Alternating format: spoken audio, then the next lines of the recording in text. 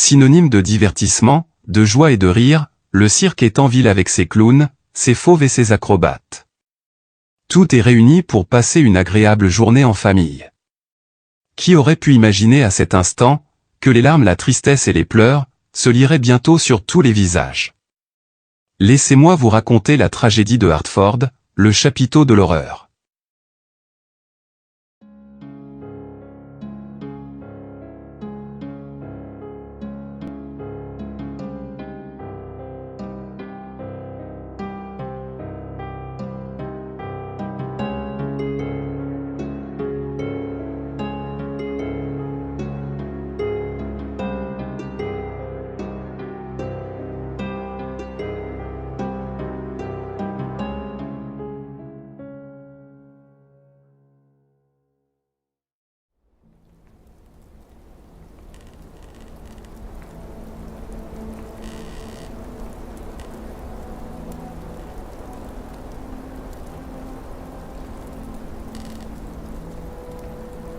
Le 6 juillet 1944, tous les ingrédients étaient réunis pour une journée parfaite. Le ciel était bleu, l'air était chaud, et le cirque Ringling Bros et Barnum & Bailey étaient en ville. Les familles se rendaient en masse à Hartford, dans le Connecticut, pour assister au spectacle de l'après-midi, impatientes d'apercevoir les Flying Wallendas, ou les éléphants. Cependant, à 14h40, le premier signe de tragédie se produisit. Le feu, rapide et mortel, commençait à grimper sous le chapiteau. Selon les témoins, le feu a commencé par un petit incendie, assez facile à éteindre avec un seau. Pourtant, les flammes se sont transformées en un brasier, dévorant tout sur leur passage. Les placeurs ont désespérément tenté d'éteindre le feu, mais n'ont tout simplement pas pu le faire sans se brûler eux-mêmes. Le feu a rongé la toile du chapiteau, commençant derrière une section des gradins, et ne faisant que s'amplifier à chaque instant. L'orchestre a joué aussi longtemps qu'il le pouvait, ne s'arrêtant que lorsque le feu a commencé à les attaquer. En 10 minutes, cette journée familiale passionnante au cirque a été réduite en cendres, ne laissant derrière elle que des enfants perdus et des parents hystériques. Beaucoup ont tenté de rentrer sous la tente, comme une femme qui a crié dans l'agonie « Mon Dieu, mon enfant est là-dedans ». La propagation rapide des flammes est due à une méthode d'imperméabilisation, dangereuse et irresponsable. La toile était enduite de paraffine, diluée avec de l'essence. Ce mélange est malheureusement très inflammable. Une étincelle ou une braise aurait facilement mis le feu à toute la tente, ce qui est exactement ce qui s'est passé. Les participants ont couru, du mieux qu'ils ont pu, pour chercher un point de sortie. Malheureusement, à cause de l'épaisse fumée, beaucoup n'ont pas pu voir le chemin pour s'échapper, et ont fini par se percuter. Cependant, la fumée n'était pas le seul élément qui gênait la visibilité. En effet, la toile est tombée sur les spectateurs, leur recouvrant la tête et les yeux. Ceux qui ont eu la chance de trouver un point de sortie, sont parfois restés coincés, car la grande masse de victimes ne pouvait tout simplement pas passer par les petites ouvertures de sortie. La toile est tombée de plus en plus vite, brûlant la peau et carbonisant les vêtements. Le feu s'est propagé si rapidement que les premiers intervenants ont été pratiquement impuissants à l'arrêter. Le temps de réaction a été impressionnant, mais les flammes étaient tout simplement trop rapides. Le lendemain de l'incendie, le New York Times faisait état de 313 victimes, dont 139 morts. Cependant, au fur et à mesure des recherches, le bilan n'a cessé de s'alourdir, chaque jour apportant son lot de nouvelles victimes. Selon une étude menée en 2019, les historiens estiment désormais que le bilan final était de 168 morts, et entre 400 et 600 blessés. Les brûlures étaient la cause la plus fréquente des blessures, mais celles liées au piétinement étaient également fréquentes.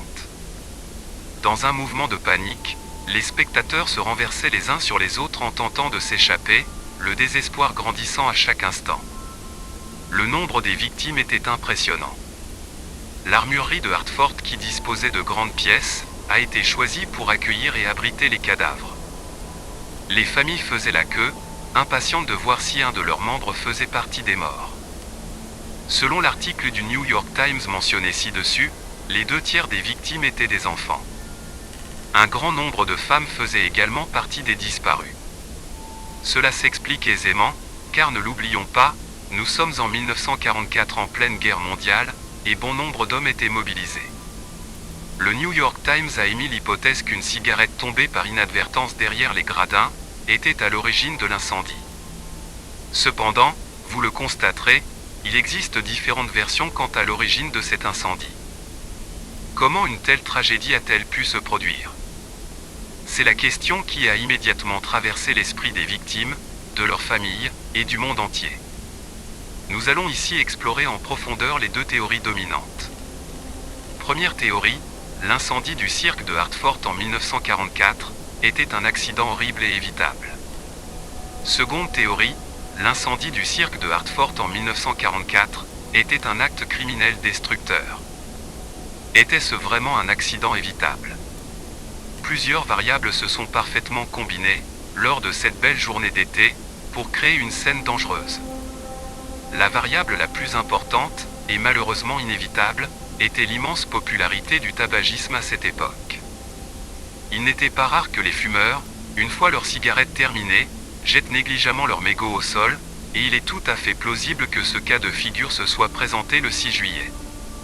Cela aurait pu être particulièrement possible, en tenant compte de l'imprudence du personnel du cirque, qui n'a pas placé de panneau, signalant l'interdiction de fumer autour de la tente. Cette grossière omission n'était que le début d'une série d'erreurs. Un autre facteur fut la mise en place de cages pour animaux, qui bloquaient deux sorties vitales de la tente. Le blocage de ces sorties a fait la différence, non pas entre la survenue ou non de l'incendie, mais entre la survie ou non des spectateurs aux flammes. De plus, le cirque a choisi de ne pas informer les pompiers, ou la police de Hartford, de leur arrivée en ville.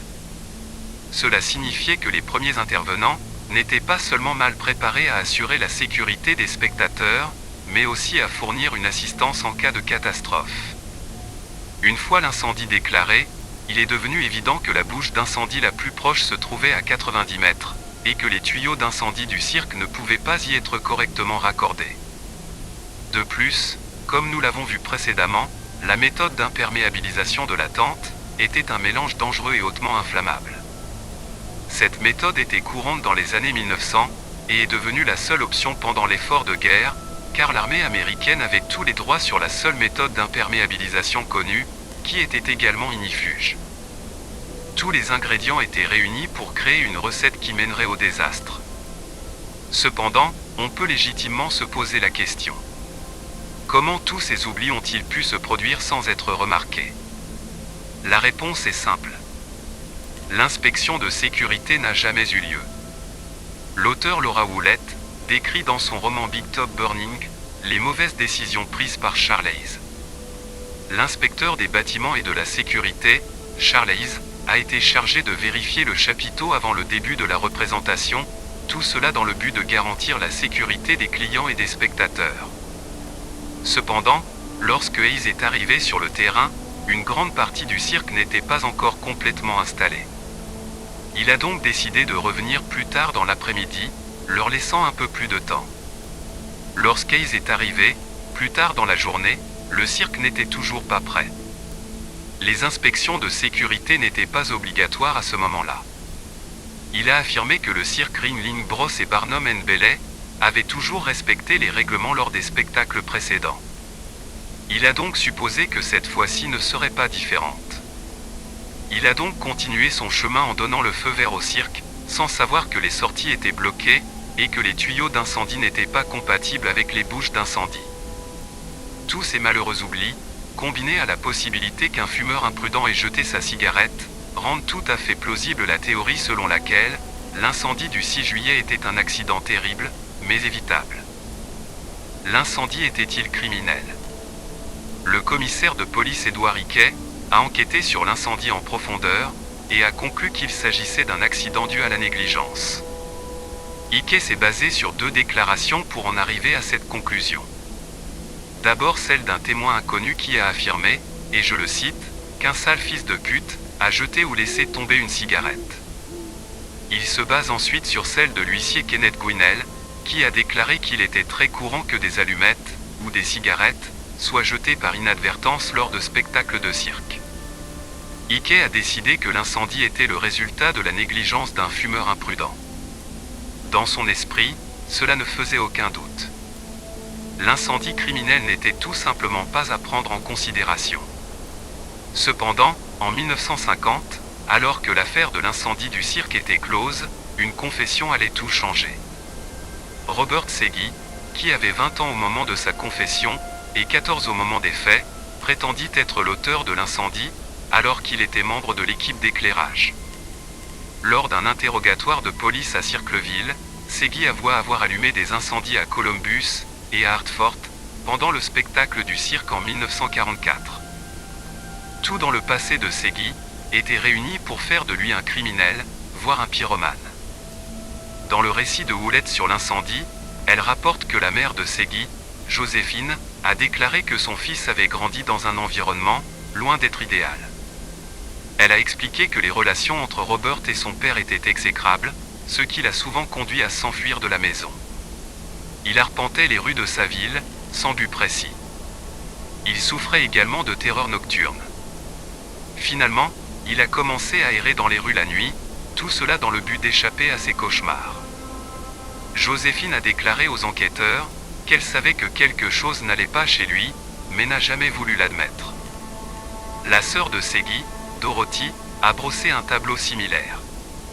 Elle a déclaré que son frère agissait souvent de manière excessive, et s'est même souvenu de 2 cas où il avait mis le feu, le premier à l'âge de 5 ans. D'après le témoignage de sa famille, Segui semblait psychologiquement correspondre au profil d'un pyromane. Dans sa confession, Segui prétendait avoir eu des visions d'un Amérindien, qu'il appelait l'homme rouge. Celui-ci lui demandait d'allumer des incendies. Segui a déclaré qu'il avait eu une vision similaire le jour de la tragédie de Hartford. Il a expliqué qu'après un rendez-vous avec une fille, au centre-ville, il s'était rendu au cirque pour se reposer.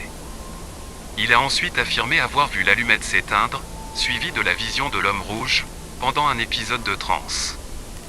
Au fur et à mesure de son rêve, celui-ci devenait toujours plus vif et intense. Toujours en pleine transe, sa vision aurait été interrompue par la présence d'un étranger, qui le secouait pour le réveiller. À nouveau en pleine possession de ses moyens, il voulait aider les spectateurs, mais à ce moment-là, il était trop tard. Segui semblait être le suspect idéal. Il avait eu une enfance traumatisante, des antécédents de pyromanie, et des aveux. Au moment où les pièces du puzzle commençaient à s'assembler, Robert Segui s'est rétracté. Il a affirmé qu'il n'avait jamais eu de rendez-vous avec la fille, qu'il n'était jamais retourné au cirque pour se reposer, et qu'il n'avait même jamais mis le feu de sa vie. Il a changé sa version des faits du 6 juillet, pour celle d'une sortie avec un ami, dans un cinéma du centre-ville. La police et les pompiers du Connecticut étaient sceptiques quant à cette confession. Bien qu'ils se soient rendus dans l'Ohio pour l'interroger, ils ont déclaré qu'ils n'avaient pas pu le voir, et qu'aucune information ou rapport n'avait été fourni pour confirmer la véracité de ses aveux.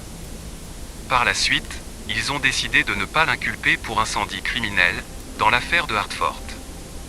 Segui est décédé en 1997, niant toujours être l'incendiaire du cirque de Hartford. La théorie de l'incendie criminel n'a pas disparu pour autant. Dans les années 80, le lieutenant et enquêteur Rick Davy, originaire de Hartford, s'est intéressé aux événements de l'incendie, 40 ans après cette effroyable tragédie. Il ne croyait pas à la thèse de la cigarette incendiaire, et s'est décidé à reprendre l'enquête en profondeur, à son propre compte. Il a rassemblé des photographies, des témoignages, des relevés météorologiques, et a rapidement constaté que l'incendie n'avait pas commencé vers le bas du chapiteau, mais vers le haut. Selon lui, cela allait à l'encontre de la cigarette ou du mégot, jeté négligemment. Le laboratoire de médecine légale du Connecticut, à qui Davy avait envoyé ses rapports, a conclu que le temps était bien trop humide pour qu'une cigarette soit la cause de l'incendie, et que l'herbe sous les gradins n'avait pas brûlé, comme elle aurait dû l'être, si une cigarette avait été jetée. Sur ce point, et ce n'est que mon avis, je ne suis pas vraiment convaincu par cet argument. La balance semblait à nouveau pencher vers la thèse de l'incendie criminel, et vers Robert Segui. Une enquête plus poussée a révélé que le film qu'il prétendait avoir visionné en compagnie d'un ami, The Forfeiter, n'était pas diffusé durant la période où il prétendait l'avoir vu. Son récit est passé d'une sortie avec un ami en une sortie en solitaire. Dans un autre rapport, il avait affirmé, à la fin de sa transe, avoir été réveillé par un inconnu, et avoir voulu aider les spectateurs. Il se serait légèrement brûlé à ce moment-là. Cette affirmation a été contredite, aucune trace de brûlure n'a été retrouvée sur son corps, le prétendu inconnu n'a jamais été identifié et retrouvé. Il paraît plus probable qu'il ait mis le feu et se soit enfui. Lors d'entretiens menés par des enquêteurs, dans les années 1980, Segui est devenu de plus en plus paranoïaque. Il a affirmé que les politiciens l'avaient présenté comme le parfait bouc émissaire de leur campagne, et a même insinué que Ringling Bros avait lui-même allumé l'incendie pour toucher un chèque d'assurance. Segui a également affirmé que les psychiatres qui l'avaient interrogé avaient joué avec son esprit, et l'avaient forcé à dessiner l'homme en rouge. En revanche, la fille de Segui, Carla, a donné une explication différente aux étranges visions de son père, affirmant qu'il était considéré comme un chaman dans la communauté amérindienne, bien qu'il n'y ait aucune preuve pour étayer une telle affirmation. Segui et sa famille étaient blancs, et n'étaient liés à aucun groupe amérindien. Selon elle, les visions d'un chaman pouvaient être suffisamment fortes pour ressembler à une réalité, mais jamais suffisamment réalistes pour être factuelles. Même si ces visions étaient plutôt fortes, elle a affirmé que les encouragements de l'homme rouge ne se sont pas réalisés, ce qui le rendait donc innocent. En dépit des déclarations contradictoires de Segui, et malgré les nouveaux éléments mis en lumière, il n'y avait pas suffisamment de preuves pour l'inculper et le condamner. Une fois de plus, l'affaire était dans une impasse, et allait le rester. Après des décennies de délibération, l'affaire a été officiellement close le 10 septembre 1993, et a été reclassée comme indéterminée, au lieu d'accidentelle. Que faut-il penser de toute cette affaire? À moins de révélations improbables, l'incendie du 6 juillet 1944 restera certainement non résolu. Rendra-t-on un jour justice à toutes les victimes? Rien n'est moins sûr. Ce dont je suis certain, dans le cœur de beaucoup de personnes, les victimes disparues n'ont pas été oubliées ou abandonnées. Le temps n'efface pas tout, et à ce jour, des rumeurs circulent encore. Une question que je me pose. Et si tout simplement, un enfant jouant avec des allumettes, était à l'origine de cette tragédie? Le monde ne le saura jamais.